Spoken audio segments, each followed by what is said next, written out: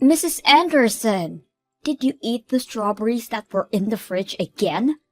I was saving those for myself. Oh my, I'm sorry. I made some strawberry jam with them. I can't believe you. Those were expensive. You can only get them at selected shops. They were imported straight from Japan. But they seemed like they were about to start molding. I've been thinking about this for a while. But you need to make sure to only buy food in quantities that you feel confident in finishing. I understand that you like to take your time eating those nice things, but you always end up letting them spoil. It's just a waste. I'm sorry. Did I ask for your opinion? I don't need to hear anything from a person who's too poor to afford nice things. You wouldn't understand how it feels to cherish these things. Did you just call me poor? This is too frustrating. I can't take this anymore. I only decided to move in with you because Larry told me that there would be a bunch of benefits for me. But all you provide for the two of us is stress. What? You use the nice things that I buy without any permission. You only pay a small fraction of the rent. And worst of all, you don't even spoil your daughter-in-law, regardless of how much she's done for you. I'm sorry, but what have you done for me? I let you live with me! Didn't Larry let you know that he wanted to live with me before the two of you decided to get married? That doesn't matter. I can't take this anymore. I've decided that I'm going to stop acting like the nice little housewife that I always try to be. I'm going to stop myself being such a sweet soul to you, and I'm taking better care of myself. Have you ever really been kind to me? You call yourself a housewife and try to look nice in front of Larry. But we both know that the truth is that I always do the housework, while you lie down on the couch, scrolling on your phone. Shut your mouth, you peasant! Don't you dare speak to me like that! You need to keep in mind that the only reason that you have a place to live is because my husband and I are kind enough to provide for you. Larry, I need to tell me what you told Molly to convince her to live with me. Huh? What do you mean, Mom? She just threw all of her anger at me, that this isn't what she signed up for, and that you told her that there would be benefits on her side by living with me. She even went as far to call me a peasant, and that I should be ashamed of not being able to spoil her. Molly told me that you were the one who came up with the idea to live with me and that you convinced her to do so. So I need to know what you told her. Just come clean with it. I need to know this to straighten out this whole situation. Besides, I've been having a feeling that you're lying to me for a while now. What? I mean, you had a bunch of money inherited to you when Dad died, didn't you? You worked at a decent company, so I imagine the insurance was great. Therefore, I figured that you had enough to be well off for the rest of your life. Maybe even better than well off. So I told Molly that you would support us a pretty good amount per month if we let you stay over at our place. So we had a discussion and decided that it would be best to rent the money that we need for now and have you support us to pay it back. And you tried to ask me to live with you guys without raising any suspicions by keeping something so huge from me? Wow. I remember how happy I was when Molly told me that she wanted to keep me close for when I grew old. It was all about just money. Huh. You don't have to say it like that, Mom. Don't you enjoy our company? After finding out about your motives, no, I don't. You turned Molly into a cold-hearted liar. Now all she does is complain about my presence and call me poor. I should never have even bothered living with the two of you. So explain everything to Molly right now. That there was never a conversation about me providing for the two of you and that you lied about it. And while you're at it, apologize and tell her that you'll single-handedly provide from her from now on. What? How did our conversation end up in that direction? You're supposed to be understanding and help us more with future payments. Why would I do that? Because Molly isn't the same girl as the girl I met either. Ever since my salary started going down, she's been constantly irritated about my presence too. Thanks to that, she and I haven't been doing so well as a couple.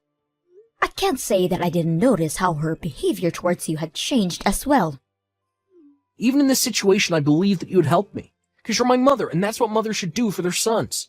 But you didn't even bother offering help, and now you're trying to abandon me in this situation and leave everything in my hands. Don't you see how harsh you're being? You're my mother, so do something. Are you kidding me? How old are you? Someone your age needs to pick up their crap and finally become independent. I'm the one who should be asking you if you're kidding me right now. What kind of mother behaves like that to her son? If you're going to be so cold, then fine. I see how it is. I could kick you out of the house as soon as I want. You are going to kick me out? Even though you're the one who suggested that I live with you in the first place. If that happens, you're going to be in big trouble, aren't you? You sold our house and all of the land that you owned before moving in with us. You have nowhere to go back to, right? You don't want to become homeless at that age, do you? All you have to do to avoid that outcome is to stay in that house and keep paying your rent to us. I can't believe this. You're threatening me. I've raised my son into a monster. Come on, I'm just negotiating, Mom. Besides, you still have the money that you earned by selling our old house, didn't you? I'm sure it wouldn't hurt to pay a little bit of rent every month. I look forward to our business together. Well, we couldn't have had such a nice house without you, so thank you for your support. When are you going to pay your rent for this month? Larry told me that you would be paying $3,000 for rent this month. Why have you not still paid us?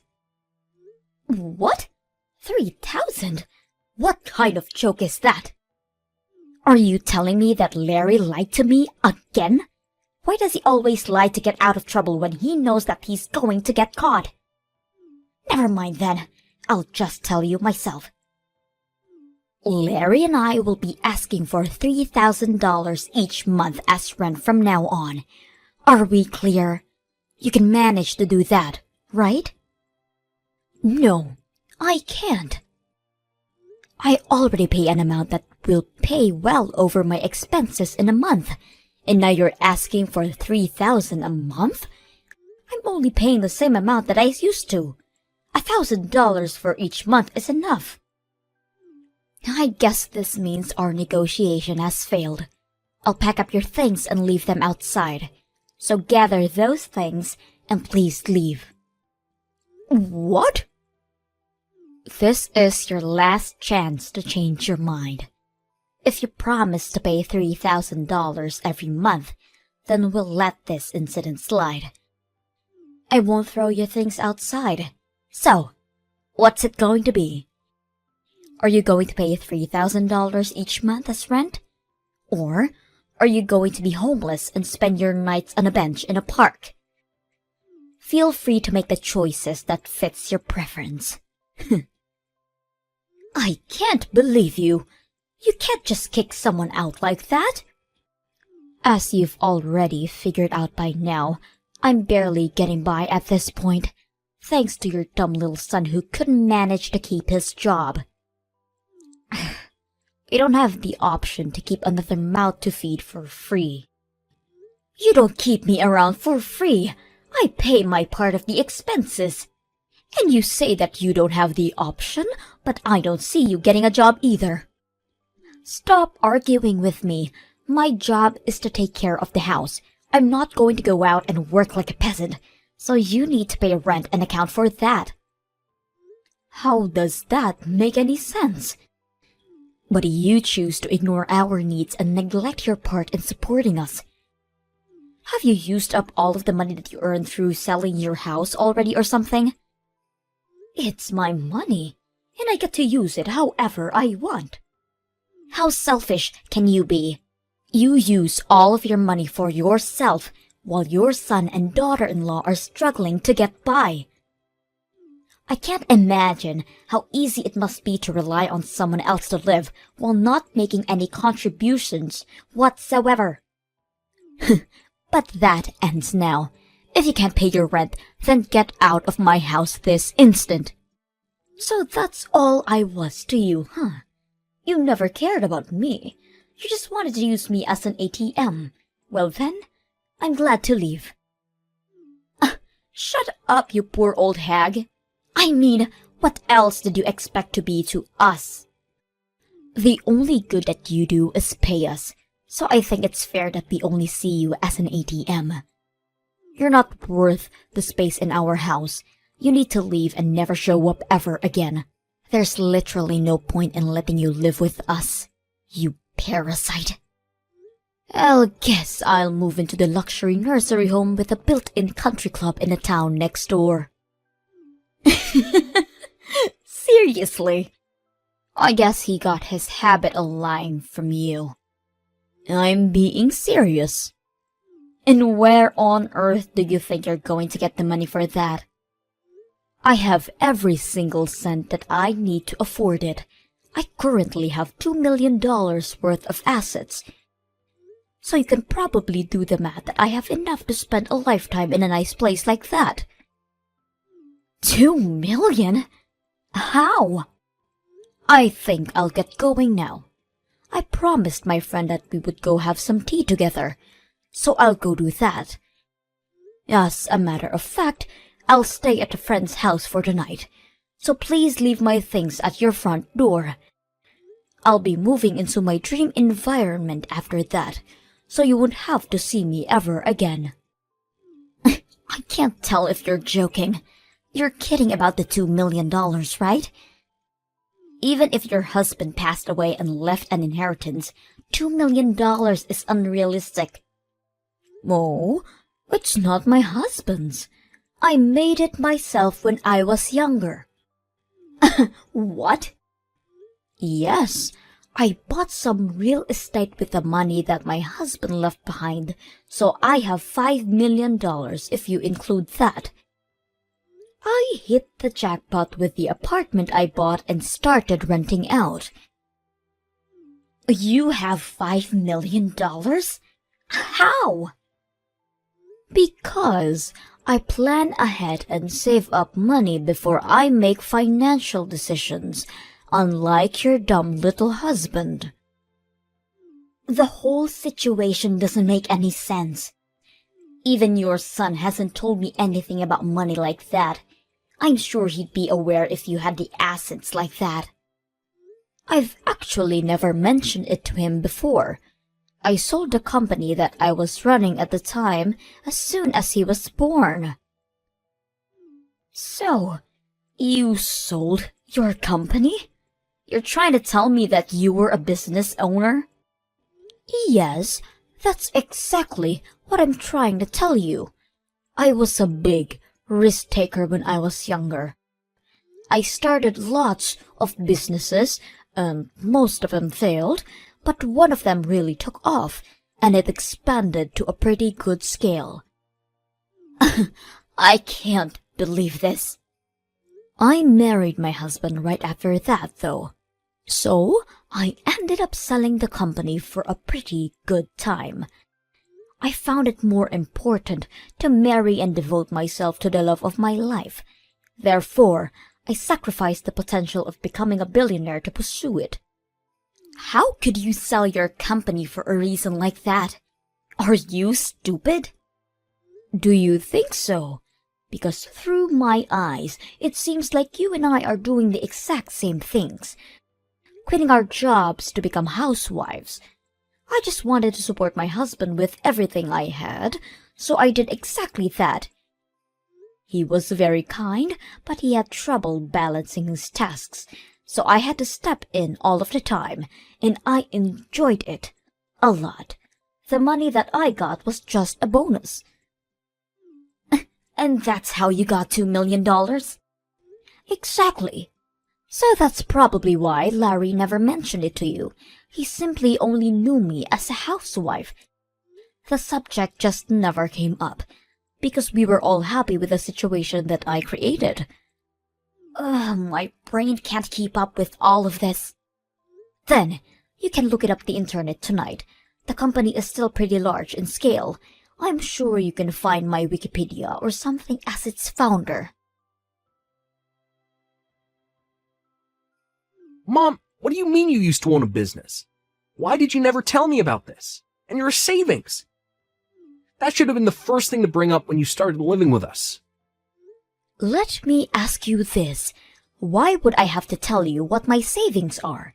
In fact, why should I even financially support you? Are you serious? Yes, I'm serious. This is my money, so I get to use it however I want to. Is there some type of law that obligates me to help you out because I'm your mother? But I'm your son. Isn't helping me out when I'm struggling the normal thing to do? You don't get it, do you? I'm not going to help you, especially because you're my son.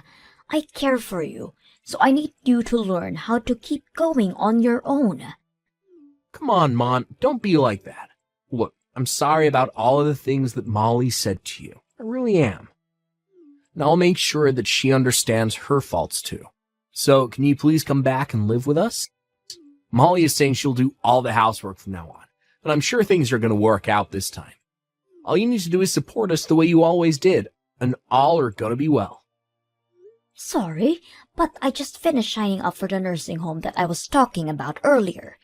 So, no, I won't be moving back with the two of you anymore. What? Have you already finished signing up? I mean, I can't just stay at a friend's house forever, can I? The place I'm moving to has a whole building to itself, so I'll be spending the rest of my life shopping and sipping margaritas next to a pool. My friend even said that she's moving in with me, so we'll be having the time of our life. They own a whole building? And a country club is inside. How much is that going to cost you? You could save so much money living with us instead. I'd rather use everything I have on myself than let you two parasites steal from me. I hope you and Molly live happily alongside each other. Don't mind me anymore. The poor old hag will be living in a beautiful nursing home with everything she needs to be happiest she could be.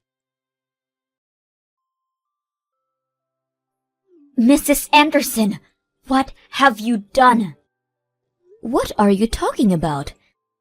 You know what I'm talking about. I really don't. The neighbors, they kept staring at us like we're criminals. And when we approach them, they won't even look at us in the eye. It's very difficult to live comfortably when you're surrounded by people who treat you like that. And why do you suppose that I was the one who did something? Because we haven't done anything to any of them. And this all started as you left our house. Well, I'm so very sorry for the two of you. It might be because I stopped donating to the city. What do you mean?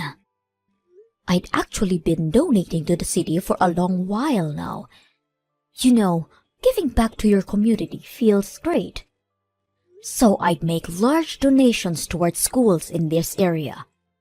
I also donated all of the money that was used for the furniture of the city hall that was built up a while ago. I'd make donations like the above every year. You do all of that for people that you've never even met? But you still can't pay for our house. How is that fair? Because a couple of adults should be able to account for their own expenses on their own. I lived in that city, and the responsibility was partially mine. So even though I'm not strong enough to participate in volunteer activities, I contribute by using my wealth for the good. But now that I've left that town, I've stopped making those donations. It's not my responsibility anymore. What are we supposed to do now? Everyone knows that the two of us were the reason that you had to leave. So everyone in the city thinks of us as nuisances now? I mean, there aren't many people who are capable of making donations that scale every year. So I guess there won't be anyone to replace me. But it's none of my business anymore, and I have to go easy on spending to keep living in this environment.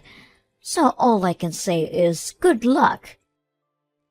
What do you mean, good luck? How are we going to keep living here if every single person hates us? Please, come back to town. There's no way on earth that I will ever go back. I mean, who in their right mind would leave a living dream to go back to live with a crappy married couple? If the donations are the problem, then why don't you two just make the donations instead of me? It feels amazing to be able to give back to your community and be appreciated by the people at the same time. I think I've always had a thing for taking care of others. Then take care of us too. Please.